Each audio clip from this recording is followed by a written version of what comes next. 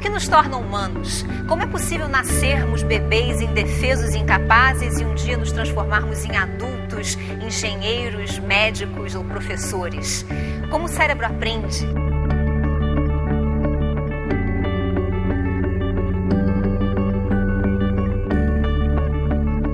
Por que preferimos chá ou café, chocolate ou morango, cães ou gatos? Hoje já é possível entender por que preferimos algumas coisas a outras, o que é a motivação, como ela contribui para o aprendizado. É claro que não é preciso ser neurocientista ou entender em detalhes como o cérebro funciona para apreciar a vida ou ter uma vida satisfatória, muito menos para achá-la interessante. Mas hoje a neurociência mostra tantas novas informações sobre como o cérebro funciona e como esse funcionamento faz de nós o que somos, pensamos, sentimos ou lembramos, que é muito interessante aprender o que a neurociência tem a nos ensinar e usar esses conhecimentos na nossa vida de várias maneiras diferentes.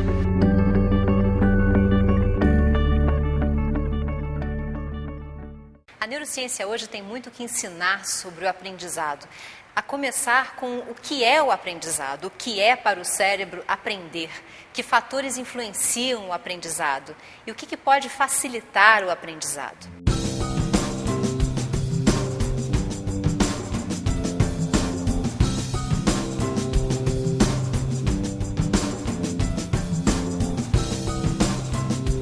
O que é então aprender para a neurociência? A gente pode definir o aprendizado como uma modificação do cérebro com a experiência, ou seja, o cérebro que faz alguma coisa se modifica de uma maneira tal que da próxima vez ele age de uma maneira diferente de acordo com a experiência anterior que ele teve.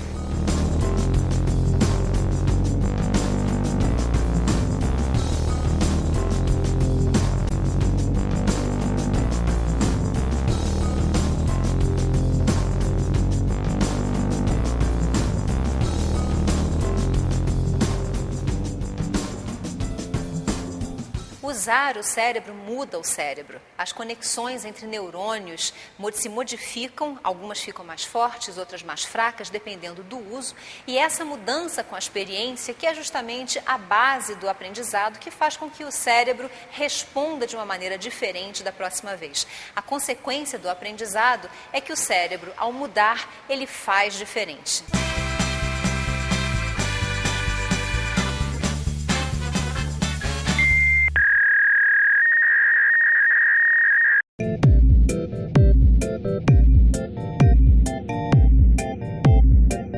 No nosso cérebro existem cerca de 86 bilhões de neurônios, que são as estruturas básicas do seu funcionamento. A atividade cerebral consiste na troca de sinais entre eles, mas os neurônios não se tocam diretamente. A comunicação se dá através das sinapses, o local onde dois neurônios trocam entre si substâncias químicas capazes de transmitir sinais de um para o outro. Essas conexões entre neurônios são as sinapses, são os pontos em que dois neurônios trocam informação, eles passam informação de um para outro.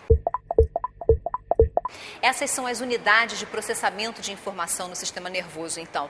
À primeira vista, a gente poderia esperar que essas sinapses aumentassem em número ao longo da vida, ou seja, o bebê nasceria com um número pequeno de sinapses e iria ganhando cada vez mais sinapses, cada vez mais conexões ao longo da vida, conforme as experiências que ele vai adquirindo, que ele vai vivendo.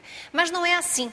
Ao contrário, o cérebro nasce com um determinado número de sinapses e esse número dobra nos primeiros anos de vida, o que gera um excesso de conexões, um excesso de sinapses entre neurônios.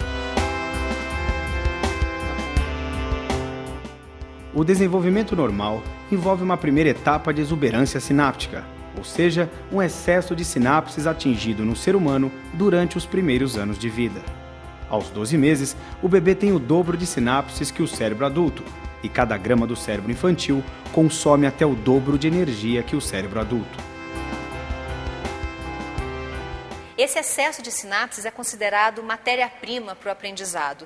Porque o aprendizado consiste não simplesmente no acréscimo de conexões novas, e sim num processo de eliminação direcionada dessas sinapses. O excesso de sinapses no começo da vida, do desenvolvimento, é apenas uma matéria-prima, digamos, assim como um bloco de mármore não é uma escultura ainda. Para que o bloco de mármore se transforme em uma escultura com significado coerente e bonita, é preciso que todo o material em excesso seja removido.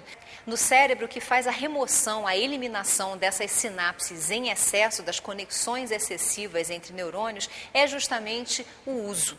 É conforme o cérebro vai sendo usado e algumas conexões são de fato eficazes, dão certo, servem a um objetivo, e outras não servem, que essas vão sendo eliminadas, as outras vão sendo fortalecidas, e assim o cérebro, ao longo do desenvolvimento, vai sendo esculpido. O excesso de conexões no início do desenvolvimento serve, portanto, como matéria-prima que permite que aquele cérebro se transforme em, essencialmente, qualquer coisa de acordo com as suas experiências.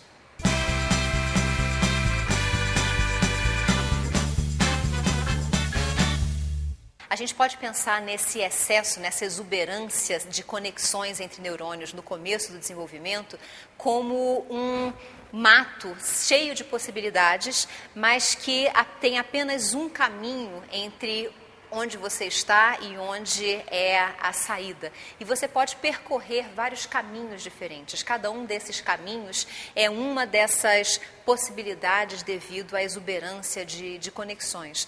Mas é com a experiência que você consegue, por tentativa e erro, encontrar aquele caminho que de fato dá o resultado que você precisa, ou um resultado que faz sentido para o seu cérebro.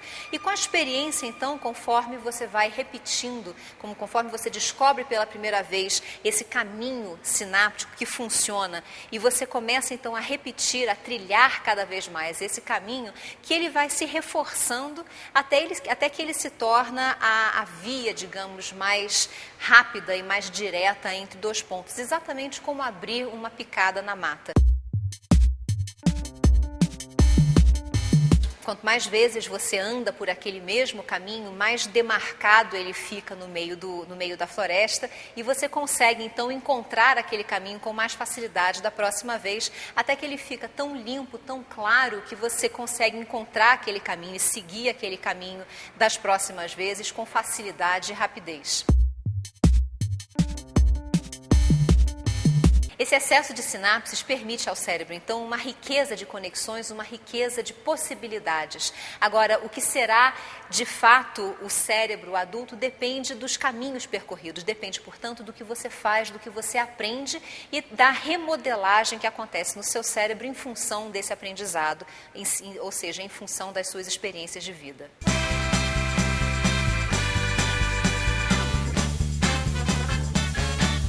Muitas vezes me perguntam como eu faço para ter mais sinapses no meu cérebro, eu queria ter mais conexões no meu cérebro. Eu respondo, não, você não quer ter mais conexões, não, você quer ter as conexões certas, aquelas que de fato fazem sentido. No desenvolvimento, o que a gente observa no cérebro é justamente esse processo de enfraquecimento daquelas sinapses que não são usadas, ou seja, das conexões que não servem para nada ou que não dão resultados interessantes para o cérebro, enquanto aquelas que de fato funcionam, aquelas que permitem ao cérebro fazer um movimento que dá certo, processar a informação de uma maneira significativa, essas sim vão sendo fortalecidas. O resultado, então, é que esse emaranhado de conexões vai sendo esculpido e chega a um ponto em que ele de fato faz sentido, em que ele deixa de ser apenas possibilidades e passa a ser um conjunto de caminhos de fato eficazes que funcionam como uma escultura que aparece de dentro de um bloco de mármore que é todo possibilidades, que contém dentro dele todas as esculturas possíveis, mas que ainda não é nenhuma delas.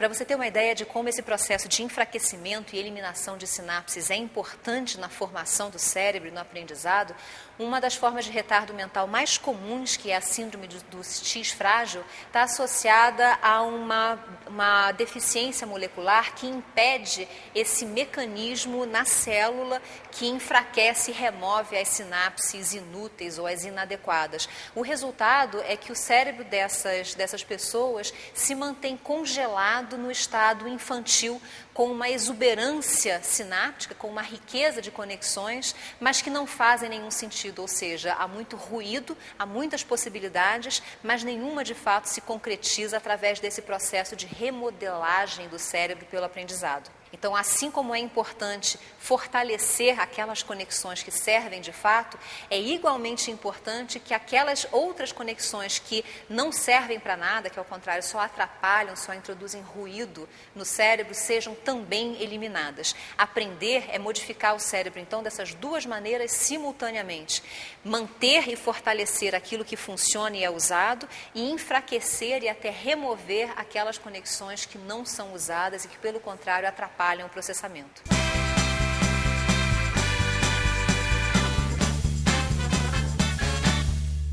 Se o aprendizado é um processo de lapidação do cérebro, a gente poderia imaginar, então, que esse bloco de possibilidades que é o cérebro ficaria cada vez menor conforme a gente vai aprendendo, conforme o tempo vai passando.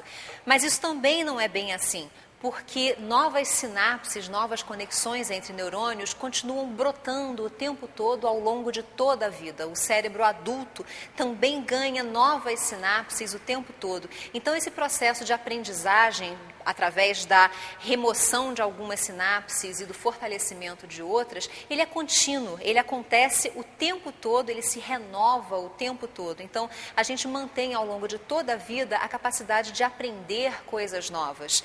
A diferença, claro, é que esse bloco de possibilidades é muito maior no começo da vida, quando ele ainda não passou por nenhum tipo de remoção. Mas a gente hoje já sabe que até a adolescência, por exemplo, quando se imaginava anteriormente que o cérebro já estaria pronto ao final da infância, a gente hoje sabe que até a adolescência é um novo período de geração de exuberância sináptica. Na adolescência, muito provavelmente, o cérebro gera um grande número de novas conexões que permitem, então, um acréscimo de possibilidades ao cérebro do adolescente.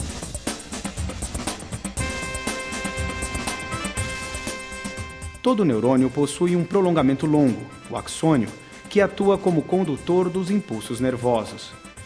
Enquanto algumas sinapses são removidas e outras fortalecidas, os axônios vão sendo envolvidos por uma camada de gordura, a mielina. Isso aumenta a fidelidade e a velocidade dos impulsos elétricos.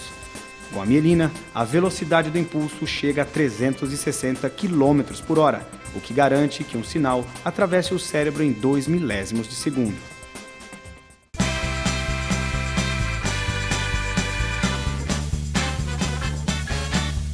Além da exuberância sináptica, que é muito maior no começo da vida, existem também períodos críticos, ou seja, janelas de oportunidade. São aqueles períodos da vida em que o cérebro é especialmente capaz de se modificar de acordo com o uso, de acordo com a experiência. Por exemplo, o cérebro precisa aprender a enxergar. O córtex visual precisa aprender a processar a informação que chega dos olhos de uma maneira que seja coerente com os outros sentidos.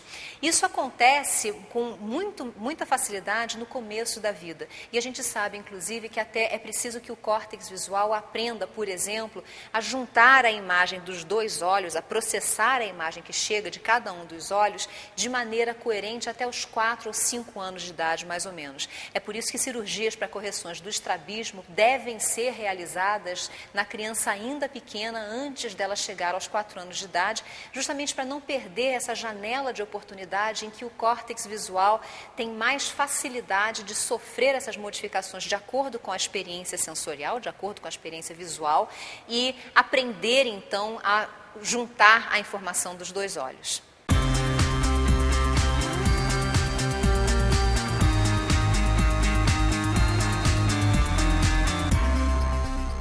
A Assim como existe uma janela de oportunidade para a visão, existe outra para a linguagem, por exemplo. É especialmente fácil para o cérebro aprender as regras da gramática até os 10 anos de idade. Por isso, adultos que mudam de país e precisam aprender uma nova gramática depois da adolescência têm muito mais dificuldade do que crianças que aprendem uma segunda língua ainda antes dos 10 anos de idade.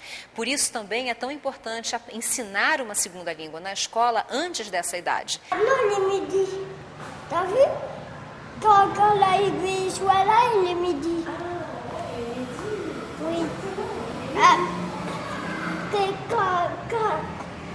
quand l'horloge avec la petite aiguille.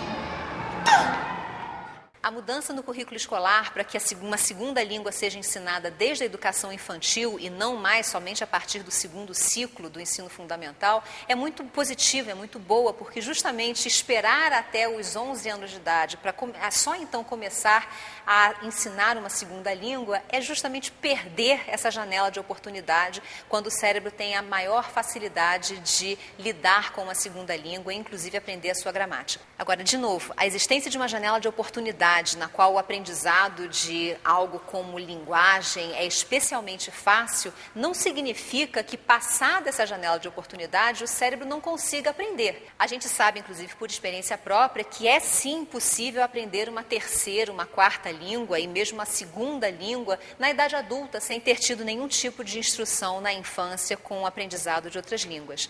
Talvez seja um pouco mais difícil, talvez algumas pessoas tenham dificuldades específicas, mas ainda assim o aprendizado é possível. O aprendizado é sempre possível. Modificar o cérebro da gente conforme o uso é sempre possível.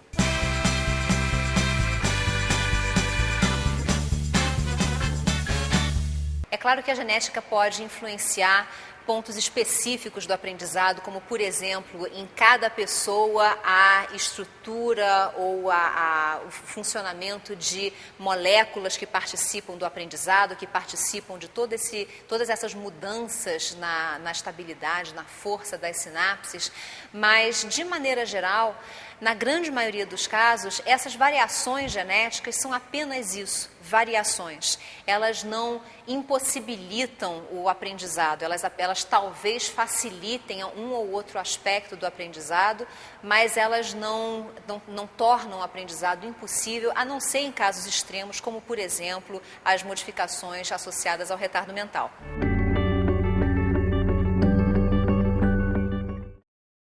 Cerca de 10 anos atrás, um pesquisador criou artificialmente no laboratório um camundongo com uma modificação genética que facilita o fortalecimento das sinapses. Esse camundongo, ele de fato tem uma facilidade maior do que os seus irmãos para aprender. Ele precisa de menos repetições para aprender uma coisa nova, ele aprende aquilo mais rapidamente.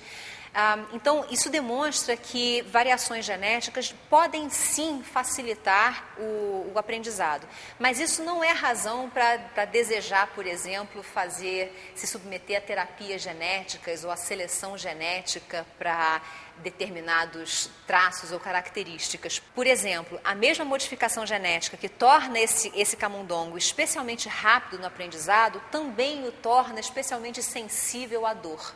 Então, a facilidade para o aprendizado tem o custo, que é uma sensibilidade maior à dor.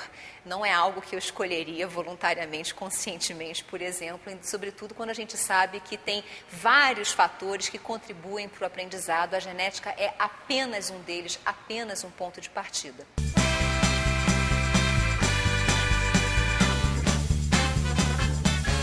Claro que existem condições genéticas, como por exemplo a dislexia, que modificam a maneira como o cérebro processa informações e, no caso da alfabetização, geram dificuldades específicas. A criança disléxica tem dificuldade, por exemplo, de associar sons a letras específicas, ou a grafemas específicos. Outras, ao contrário, têm dificuldade de diferenciar sons muito específicos, sons muito rápidos.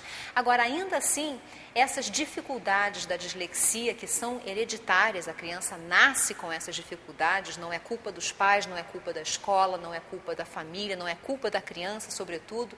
Essas dificuldades da dislexia são apenas isso, dificuldades. Elas não são incapacidades de modo algum. O que é preciso é reconhecer essas incapacidades específicas quando elas existem, para então encontrar uma maneira de contorná-las e continuar o aprendizado da mesma forma.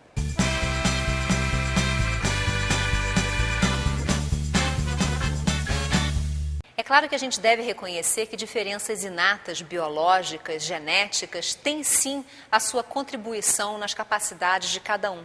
Mas mais importante ainda é reconhecer que oportunidade, prática, motivação são muito mais importantes, são muito mais determinantes do aprendizado, das nossas capacidades desenvolvidas, do que esse ponto de partida biológico, genético ou não.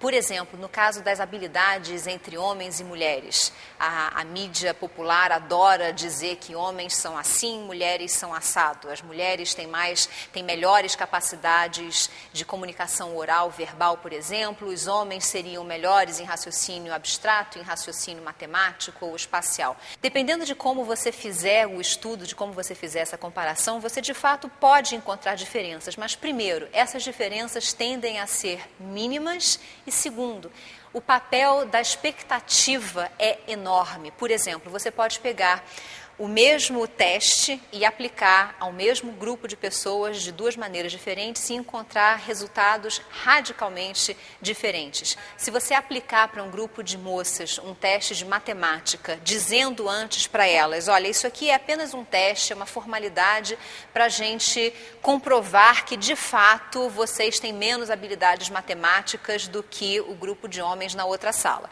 O que você encontra é que, de fato, o resultado vai ser pior para essas moças do que para os rapazes que fizerem a mesma prova. Agora, se você pegar a mesma prova e aplicar da mesma maneira, só que antes você anunciar para as moças, olha, essa prova que vocês vão fazer é para demonstrar que essa história de que as mulheres têm menos habilidades matemáticas é besteira. Nós vamos comprovar com essa prova que vocês têm, de fato, muito mais habilidades matemáticas do que os rapazes que estão na outra sala. O que você encontra? Em média, uma nota melhor, de fato, nas mulheres do que nos homens. Então, a expectativa, a motivação tem um papel enorme na formação das nossas habilidades, no desenvolvimento das nossas capacidades de fato. A gente hoje reconhece que a cultura é um dos grandes direcionadores dessas habilidades e, sobretudo, da motivação. A lição que a gente pode tirar disso tudo é que a pior coisa que se pode dizer para uma criança, para quem você deseja ensinar alguma coisa, é que ela não vai aprender aquilo, é que ela não pode aprender aquilo, ou que ela é incapaz, incompetente ou, pior ainda, burra demais e não tem como aprender. Ao contrário, a melhor coisa que você pode dizer para uma criança, para quem você quer ensinar alguma coisa, é que ela é sim perfeitamente capaz de aprender aquilo.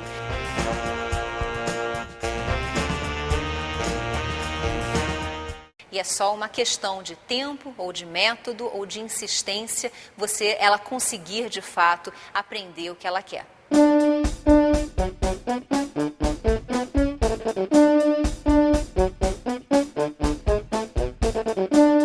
Quanto à diferença, então, entre meninos e meninas, o que uns podem aprender ou outros podem aprender, a melhor abordagem que a neurociência pode sugerir hoje é que eles sejam tratados igualmente, como crianças igualmente capazes de aprender qualquer coisa. E o que uns ou outras vão aprender de fato deve ser definido pelas suas preferências, pelos seus gostos mesmo, pelas suas motivações e não por expectativas prévias de outras pessoas, expectativas culturais que ditam que meninas devem ser assim e meninos devem ser assado. Até onde a gente sabe, o cérebro dos meninos e das meninas é igualmente capaz de aprender qualquer coisa.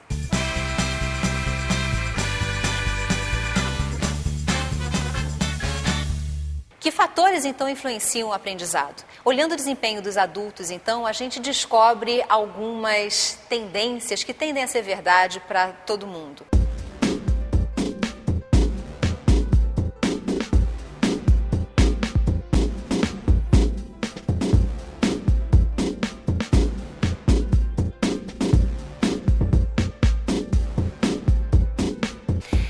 gente reconhece os 3 grandes fatores que contribuem para o aprendizado. O primeiro é atenção e prática, é o ter tantas outras coisas a melhorar. Ou seja, o número de horas no dia é limitado, então a gente não pode se dedicar igualmente a tudo.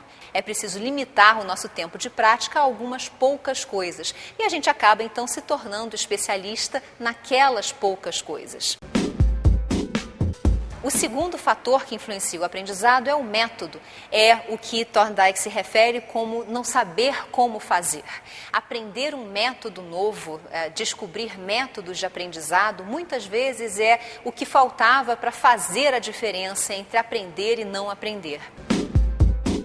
E o terceiro fator é a motivação, é o fazer questão de melhorar, é o querer aprender, querer melhorar. A neurociência hoje ensina as bases cerebrais dessas 3 coisas, a prática, a atenção e a motivação, e como que elas contribuem de fato para o aprendizado.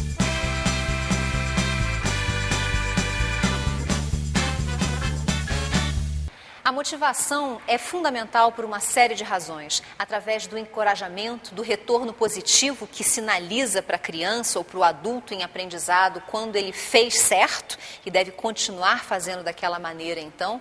E a motivação também depende de uma dificuldade adequada. Fácil demais é ruim, difícil demais também é ruim. Além dos efeitos diretos no aprendizado, a motivação é fundamental por outra razão. É ela que permite que a gente se empenhe na prática. É a motivação que faz com que a gente se dedique de fato a aprender algo.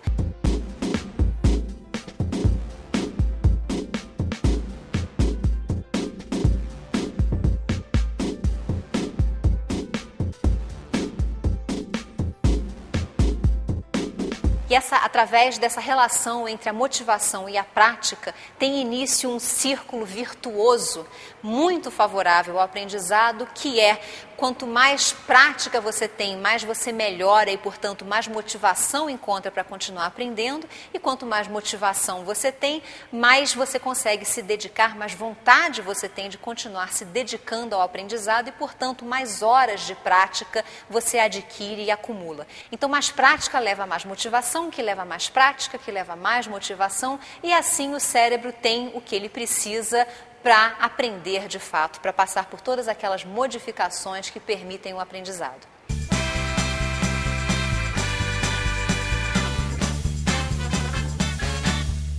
Agora, nada disso acontece se não houver oportunidade.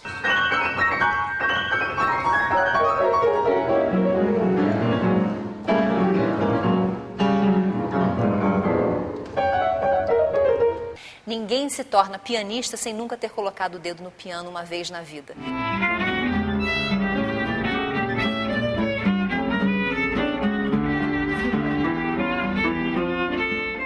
Não havendo oportunidade de experimentar a primeira vez com a leitura, com o futebol, com o piano ou outro instrumento musical ou com a dança, não há como um cérebro descobrir que ele gosta daquilo, que ele tem motivação e interesse para se dedicar àquela atividade, àquele aprendizado novo. Então, abrir um leque de oportunidades para crianças e adultos é um dos maiores incentivos ao aprendizado que a gente pode dar a essas pessoas.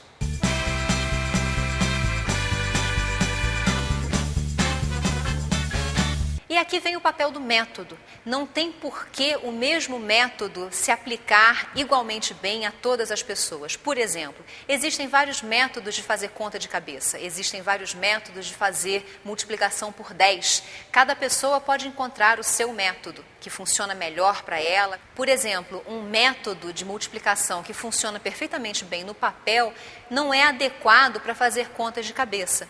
A maneira convencional que a gente tem de fazer a multiplicação no papel, colocando um número embaixo do outro, fazendo as multiplicações parciais e depois somando esses números, tem um número de etapas grande demais para a capacidade da nossa memória de trabalho, que consegue guardar e trabalhar com cerca de 6 a 8 informações a cada instante. Então, quando você tenta usar esse método para fazer uma conta de cabeça, em geral, você se perde no meio. Talvez a gente consiga fazer isso com facilidade para multiplicações de 2 algarismos, mas para uma multiplicação de 3 algarismos já são etapas parciais demais, a gente não consegue resolver a conta de cabeça usando esse método. Existem outros métodos, então, que podem ser usados, que são mais adequados para fazer essa conta de cabeça. Agora, nem isso garante que o mesmo método será adequado, será igualmente bom para todas as pessoas. Então, aqui tem outro papel do professor também, ter um leque de métodos, digamos, de possibilidades diferentes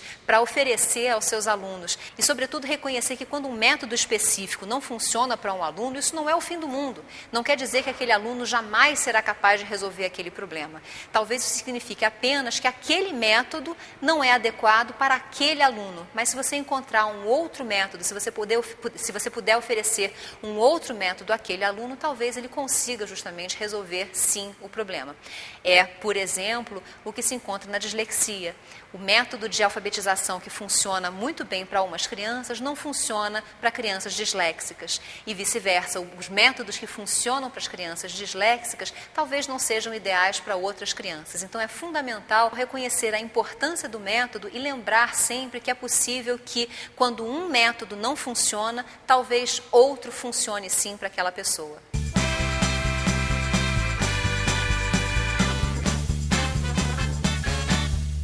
A grande porta de entrada do aprendizado é a atenção. A gente precisa considerar que o tempo todo tem muito mais coisas acontecendo do que o cérebro consegue dar conta. E isso não é porque hoje a gente vive no mundo moderno, porque exige internet, nada disso. Isso é o resultado de uma limitação natural do cérebro, que é que a gente só consegue prestar atenção em uma coisa de cada vez. Mesmo quando a gente acha que está prestando atenção em 2 ou 3 ao mesmo tempo, na verdade o que a gente faz é alternar rapidamente entre uma e outra, né, e voltar. Você pode experimentar, por exemplo, ouvir música e ler um livro ao mesmo tempo. Ou bem você entende o que você está lendo no livro, ou bem você entende o que a pessoa está cantando na música. As duas coisas ao mesmo tempo é impossível. Então aí a gente tem uma amostra de como a atenção é importante. A atenção é esse filtro que o cérebro usa para decidir qual informação será processada de maneira especial, digamos, de maneira dedicada a cada instante. Isso quer dizer que de todas as informações disponíveis a cada instante, apenas uma sobrevive a esse filtro e todas as outras são eliminadas. Essas que são eliminadas não ganham acesso ao que a gente chama de memória de trabalho, que é a memória de curta duração que o cérebro tem, que permite que a gente trabalhe com várias informações ao mesmo tempo. A base da memória de trabalho são os neurônios do córtex pré-frontal. Estes neurônios tanto mantêm vivas representações mentais de coisas que já sumiram de vista, como um número de telefone ou uma fórmula matemática, quanto tornam possível a evocação de eventos que ficaram registrados na memória. Por exemplo, para fazer uma conta de cabeça, 5 mais 7 mais 8, você precisa processar as várias etapas da conta e ir mantendo ativas na sua cabeça os resultados parciais, 5 mais 7, 12, mais 8, 20. Pronto, você chega ao resultado, mas você só consegue fazer isso porque o seu cérebro consegue guardar os resultados parciais e lembrar que quando ele chega e quando ele soma o 5 mais 7 dá 12, ele ainda precisa somar com mais um número e, aliás, esse outro número a ser somado é 8, e aí você chega então ao resultado 20, lembrando o que você estava fazendo. O que você começou a resolver era o problema 5 mais 7 mais 8. Então isso é memória de trabalho. Por sua vez, a memória de trabalho só existe para aquilo que está no foco da sua atenção. Se você começa a resolver um problema e passa um carro fazendo barulho na sua rua e ele rouba a sua atenção, ou um barulho na televisão chama a sua atenção, ou alguém fala com você e chama a sua atenção, o que estava no foco da sua atenção sai dele e, portanto, sai também da sua memória de trabalho e, portanto, não consegue mais ser processado com essa dedicação, com essa exclusividade pelo cérebro. Então, a atenção é o grande filtro, é a porta de entrada que permite que a informação com que você está lidando no momento seja transferida para a memória de trabalho, seja processada na sua memória de trabalho, quer dizer, seja associada a outras informações, seja relacionada a outras coisas que você está aprendendo, e dali, então, ganhe acesso a outros sistemas de memória mais duradouros. Se você não presta atenção no que você está fazendo, essa informação não terá acesso à sua memória de trabalho e, portanto, também não terá acesso a outros sistemas mais duradouros de memória. Resultado, ou você presta atenção no que você está fazendo, ou o seu cérebro não guarda nenhum registro daquilo e, portanto, não aprende aquela informação nova.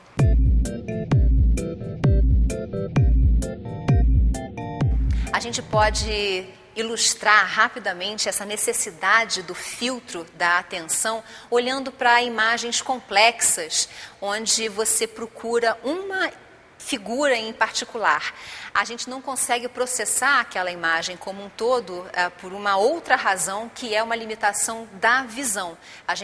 Embora a gente ache que a visão é um sentido maravilhoso, que a gente vê e enxerga tudo em perfeitos detalhes, a visão só funciona realmente bem como a gente acha que ela funciona numa região muito pequena do campo visual que corresponde a isso aqui, mais ou menos. Ou seja, aquela área para a qual você olha diretamente, o que cai no centro da sua retina. Só essa parte do campo visual é que tem realmente o processamento detalhado. Quando você quer encontrar uma figura em particular dentro de uma cena complexa, como acontece o tempo todo na vida cotidiana, digamos que você esteja procurando as suas chaves de casa, você precisa fazer uma varredura de toda a cena, movendo os seus olhos e dedicando a sua atenção a cada uma dessas regiões em particular, para dar a oportunidade ao seu cérebro de encontrar de fato aquela figura que você está procurando. Então, a atenção traz essa possibilidade também de você processar com os detalhes necessários a informação que você quer registrar, que você quer aprender.